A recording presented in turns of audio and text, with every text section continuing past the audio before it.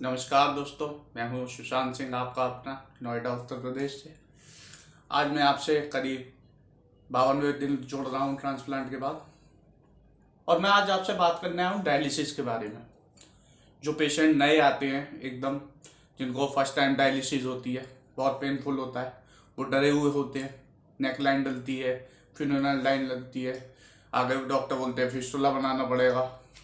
तो उन सब की हम बातें आगे करेंगे, लेकिन मैं आपको बताने जा रहा हूँ आज कि डायलिसिस होती कैसे है। डायलिसिस हमेशा दो टाइप की होती है। एक होती है सिंपल डायलिसिस, एक होती है quality of dialysis. Simple dialysis में क्या होता है, मोस्टली लोग कराते हैं कि वो गए, डायलिसिस कराई और अपना डायलाइजर रीयूज के लिए डाल दिया। मतलब वो डायलाइजर ले गए टेक्नीशियन, उन्होंने वॉश करा और उसके बाद दोबारा से उसको यूज कर लिया। उसमें हमारे साथ प्रॉब्लम्स क्रिएट होती हैं। जब आप रीयूज़ कराते हो अपना डायलाइज़र, तो कई बार शिवरिंग हो जाती है, फीवर आ जाता है और बहुत सारे कॉम्प्लिकेशंस होते हैं। लेकिन एक होती है क्वालिटी ऑफ डायलिसिस।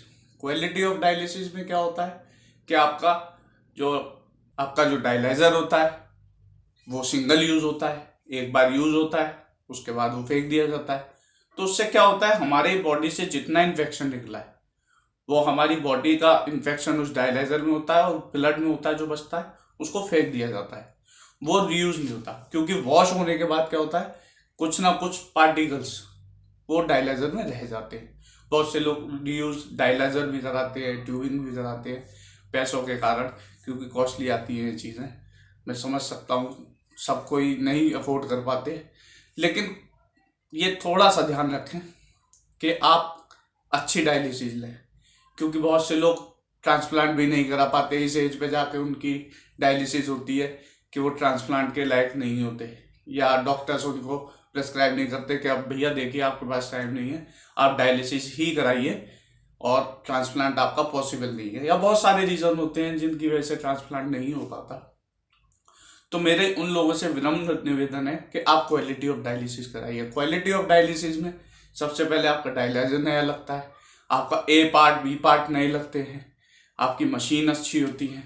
मशीन तो आप जो यूज़ भी कराते हैं वही होती है, लेकिन थोड़ा सा ना उसमें फ़र्क होता है।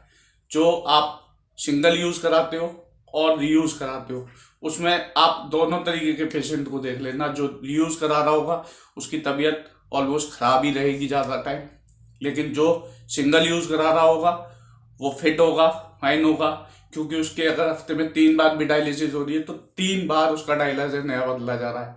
इट मीन्स कि आपको 3 नई किडनी लगती है हफ्ते में, और तीनों वो आपका फिल्ट्रेशन करके दोबारा से आपके ब्लड को अंदर डालती है। बहुत सारे वीडियो मिल जाएंगे आपको डायलिसिस पे, लेकिन ये नॉलेज शायद आपको किसी ने नहीं दी होगी।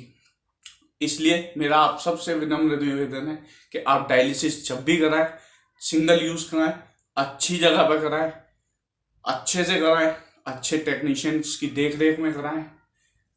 अब क्या होता है, बहुत से लोग कराते हैं गवर्नमेंट हॉस्पिटल्स में या बहुत सारी जगह, वहाँ थोड़ा सा ध्यान कम दिया जाता है। लेकिन आप ऐसा मत सोचिए कि वो लोग ध्यान नहीं देते, क्योंकि उनके ऊपर वर्कलोड ज़्यादा होता है।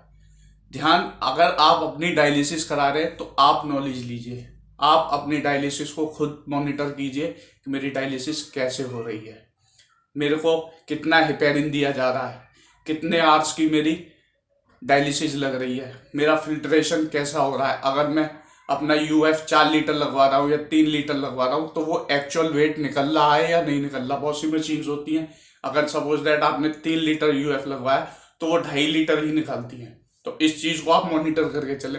लोग देख नहीं पाते, उन्होंने 3 लीटर यूएफ लगवाया, मशीन ने निकाला 2.5 लीटर, आपने कुछ और खा लिया थोड़ा सा, आपका वेट बढ़ता गया बढ़ता गया बढ़ता गया। आप 3 डायलिसिस के बाद भी परेशान हो कि यार मेरा तो सांस फूल जाता है, मेरे को फीवर आ जाता है। अब मैं डॉक्टर्स के पास जाता हूँ, डॉक्टर कहते हैं अच्छे से डायलिसिस कराओ। डायलिसिस तो मैं 3 बार करा रहा हूँ, लेकिन फिर भी ठीक नहीं हो पा रहा। तो यही सारे रीजंस होते हैं जिनको आपको मॉनिटर करना पड़ेगा।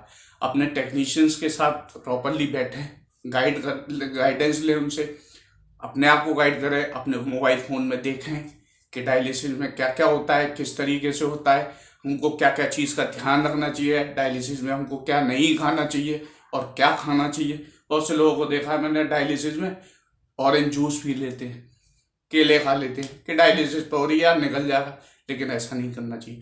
डायलिसिस तब तो हो रही है जब आप खा रहे हो, लेकिन उसके बाद आपका पोटेशियम हाई हो जाता है। मेरे साथ में थे पेशेंट आते थे, वो पूरा रियल जूस का 1 लीटर का जूस पीते थे, ऑरेंज जूस, उनको बहुत पसंद था।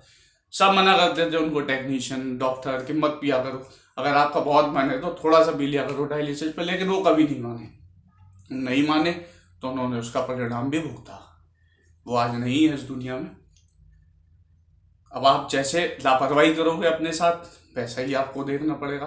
मैंने मोस्टली देखा है कि जितने भी पेशेंट्स होते हैं जो अपनी लापरवाही करते हैं अपने साथ, कि अब तो क्या है यार, डायलिसिस हो रही है, ठीक है, जो हो रहा है होता रहेगा, मरना तो सबको ही है एक दिन। तो ऐसा मत सोचिए।